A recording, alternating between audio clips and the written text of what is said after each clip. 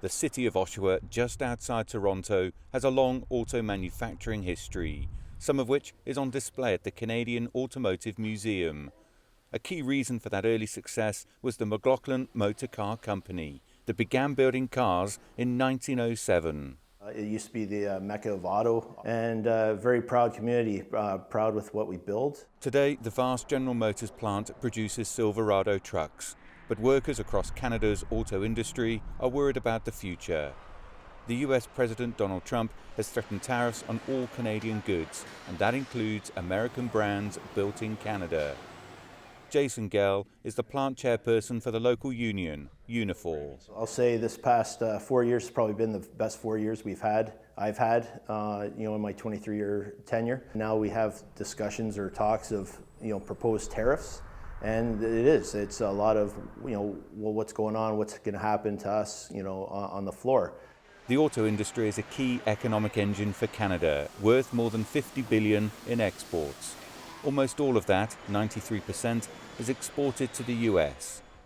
David Soberman is a professor at the Rotman School of Management, University of Toronto. 70% of our trade goes to the US, probably between $300 and $400 billion a year. And certain sectors especially are extremely integrated, and the automobile sector is one of them. It just doesn't make any economic sense, and it's going to be extremely difficult for the Canadian economy, but also for Canadian workers. For workers at this plant, like those at factories across Canada, the spectre of US tariffs has caused deep concern.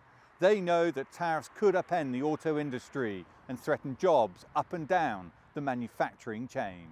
The people that are building the vehicles, they're going to be out of work almost immediately. And then we're going to have to figure out how to get them back to work and how to keep the industry running. I mean, we all have, mortgages or rent, we have food we need to buy, utilities, none of that's, that stuff doesn't stop because you lost your job.